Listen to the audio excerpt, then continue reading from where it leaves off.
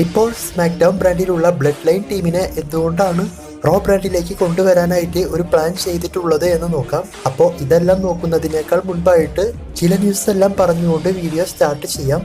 ഒന്നാമത്തെ ന്യൂസ് റെയ് മിസ്റ്റീരിയോനെ പറ്റിയാണ്. അതായത് റെയ് മിസ്റ്റീരിയോ ഇപ്പോൾ WWE ഹോൾ ഓഫ് ഫെയിം ആയതിനു ശേഷവും ഫൈറ്റ് എല്ലാം ചെയ്ത് മുന്നോട്ട് പോകുന്നുണ്ട്. എന്നാൽ ഇപ്പം അദ്ദേഹത്തിന് കുറച്ച് ലീവെല്ലാം കൊടുത്തുകൊണ്ട് WWE കൊണ്ടുവരുന്നൊന്നുമില്ല. എന്നാൽ ഞാൻ പറയാൻ വന്നത് അതല്ല. അതായത് റെയ് മിസ്റ്റീരിയോയും ജോൺ സീനയെ പോലെ തന്നെ WWE വിട്ട് അല്ലെങ്കിൽ റെസ്ലിംഗ് വിട്ട് പോകാൻ നിൽക്കുകയാണ്. അതായത് റെയ് മിസ്റ്റീരിയോയുടെ ഫെയർവെൽ മാച്ച് ഉടനെ തന്നെ നമ്മൾക്ക് കാണാമെന്നാണ് പറയുന്നത്. എന്തുകൊണ്ടാണെന്ന് വെച്ചാൽ ഈ വരുന്ന ഡിസംബർ മാസത്തിൽ റെയ് മിസ്റ്റീരിയോയ്ക്ക് 50 വയസ്സ് തികയും. അതായത് Rey Mysterio WWE hall of fame ഷോയിൽ പറഞ്ഞിട്ടുള്ളത് തനിക്ക് എപ്പോഴാണ് 50 വയസ്സാകുന്നത് അതിനുശേഷം താൻ റെസ്ലിംഗ് വിട്ട് പോകും എന്നാണ്. അത് വെച്ച് നോക്കുമ്പോൾ ഇപ്പോൾ റെയ് മിസ്റ്റീരിയോയ്ക്ക് 49 വയസ്സാണ്. ഡിസംബർ 1 തീയതി 1974 റെയ് മിസ്റ്റീരിയോയുടെ ജനന തീയതി. അപ്പോൾ അത് വെച്ച് നോക്കുമ്പോൾ ഈ ഡിസംബർ മാസം റെയ് മിസ്റ്റീരിയോയ്ക്ക് 50 വയസ്സാകും. അപ്പോൾ അതുകൊണ്ട് തന്നെ റെയ് മിസ്റ്റീരിയോ പറഞ്ഞിട്ടുള്ളത് തൻ്റെ റിട്ടയർമെൻറ്റ് ടൂറിനെ പറ്റി തന്നെയാണ്. അതായത് താൻ ഇതിനു മുൻപ് ഫൈറ്റ് ചെയ്തിട്ടുള്ള ഒരുവിധം എല്ലാ സ്ഥലങ്ങളിലും പോകുമെന്നും അതുപോലെ ഷോ ചെയ്തിട്ടുള്ള ചില കൺട്രീസിലെല്ലാം പോയി അവിടുത്തെ ഫാൻസിനെ മീറ്റ് ചെയ്യും എന്നാണ് റെയ് മിസ്റ്റീരിയോ പറഞ്ഞിട്ടുള്ളത്. അപ്പോൾ ഇതെപ്പോഴാണ് കൺഫേമായി നടക്കുക എന്നറിയില്ല. എന്തായാലും റെയ് മിസ്റ്റീരിയോയുടെ ഫെയർവെൽ അല്ലെങ്കിൽ റെയ് മിസ്റ്റീരിയോയുടെ റിട്ടയർമെൻറ്റ് ടൂർ ഉടനെ തന്നെ കാണാൻ സാധിക്കും എന്നാണ് പറയുന്നത്. അപ്പോൾ സീനയും പോവാണ്, ഒപ്പം റെയ് മിസ്റ്റീരിയോയും പോവാണ്. സീന 2025 കൺഫേം, റെയ് മിസ്റ്റീരിയോയുടെ കൺഫേം അല്ല എന്ന് മാത്രം. എന്തായാലും നോക്കാം. അടുത്തത് ഇന്നലത്തെ റോ എപ്പിസോഡിനെ പറ്റിയാണ്. അതായത് ഇന്നലത്തെ റോ എപ്പിസോഡ് മെയിൻ ഇവന്റിൽ ലൂഡ്വി കൈസറിനെ തോൽപ്പിച്ചതിന് ശേഷം റാൻഡി ഓർട്ടൻ വേൾഡ് ചാമ്പ്യൻ ഗന്ധറുമായിട്ട് ഫൈറ്റ് ചെയ്തിട്ടുണ്ടായിരുന്നു. എന്നാൽ നമ്മൾ ടി വിയിൽ കണ്ടത് ഇവർ രണ്ടുപേരും അങ്ങോട്ടും ഇങ്ങോട്ടും അറ്റാക്ക് ചെയ്യുമ്പോൾ എൻഡ് കാർഡ് കാണിച്ചുകൊണ്ട് അവസാനിപ്പിച്ചതാണ്. അപ്പോൾ ഇങ്ങനെ അവസാനിച്ചതിന് ശേഷവും ഗന്ധറുമായി വീണ്ടും റാൻഡി ഫൈറ്റ് ചെയ്ത് ഗന്ധറിനെ ആർക്കുകയെല്ലാം ചെയ്ത് വേൾഡ് ചാമ്പ്യൻഷിപ്പ് എടുത്ത് കൈപ്പിടിച്ച് ഉയർത്തിക്കൊണ്ട് റാൻഡി ഓർട്ടൻ മുന്നോട്ട് പോയിട്ടുണ്ടായിരുന്നു. എന്നാൽ ഇത് ടി വിയിൽ കാണിച്ചില്ല. അപ്പോൾ ഇത് ചാനൽ കട്ട് ചെയ്ത് കളഞ്ഞതാണോ സമയം കിട്ടാതെ എന്ന് ചോദിക്കുകയാണെങ്കിൽ ഒരിക്കലും അങ്ങനെയല്ല. ഇത് ടി വിയിൽ കാണിക്കാൻ പാടില്ല. അവിടെയുള്ള ഫാൻസിന് വേണ്ടി മാത്രം ചെയ്തിട്ടുള്ള ഒരു കാര്യമായിട്ടാണ് WWE അത് സെറ്റ് ചെയ്തിട്ടുള്ളത്. അതുകൊണ്ടാണ് ടി വിയിൽ നമ്മൾക്ക് അത് കാണിക്കാതെ ഷോർട്ട് ടൈം കഴിഞ്ഞതിന് ശേഷം അത്തരത്തിൽ RKO ചെയ്യുന്നത് പോലെ കാണിച്ചിട്ടുള്ളത്. അപ്പോൾ അതെല്ലാം അവിടുത്തെ ഫാൻസിന് വേണ്ടിയിട്ടുള്ള കാര്യമാണ്. ഇനി AEW വിട്ട് മറ്റൊരു റെസ്ലർ കോൺട്രാക്റ്റ് ഒന്നും സൈൻ ചെയ്യാതെ AEW വിട്ട് ലെഫ്റ്റ് ആവാൻ സാധ്യതയുണ്ട്. അപ്പോൾ ആ റെസ്ലർ ആരാണ് എന്ന് ചോദിച്ചാൽ ഇപ്പോൾ WWE വുമൻസ് ചാമ്പ്യൻഷിപ്പ് ഒക്കെ വിൻ ചെയ്ത പേജാണ് AEW വിട്ട് പോകാൻ സാധ്യതയുള്ളത്.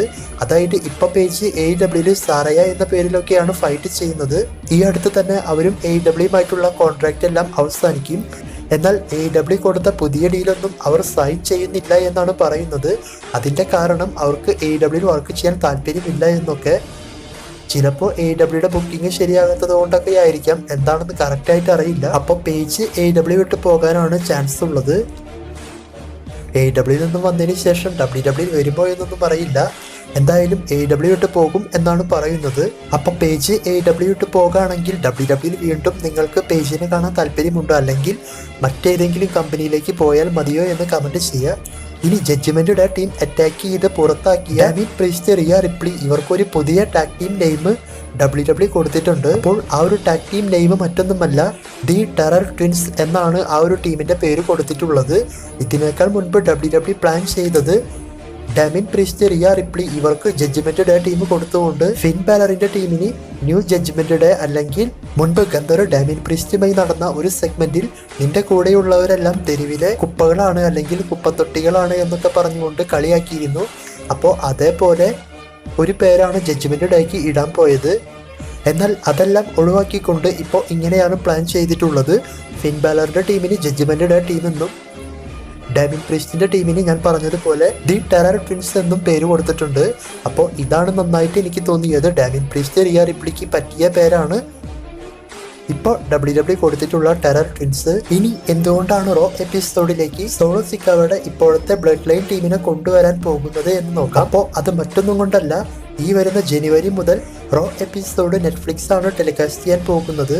അതായത് USA നെറ്റ്വർക്കുമായിട്ടുള്ള എല്ലാ ഡീലും WWE റോ എപ്പിസോഡുമായിട്ട് അവസാനിച്ചിട്ടുണ്ട്. ഇനി നെറ്റ്ഫ്ലിക്സ് ആണ് ടെലികാസ്റ്റ് ചെയ്യാൻ പോകുന്നത്. ഇപ്പോൾ നെറ്റ്ഫ്ലിക്സ് ടെലികാസ്റ്റ് ചെയ്യുന്ന ഫസ്റ്റ് ഷോ ഭയങ്കരമായിട്ടുള്ള ഷോ ആയിരിക്കണം എന്ന് നെറ്റ്ഫ്ലിക്സ് WWE ആവശ്യപ്പെട്ടിട്ടുണ്ട്.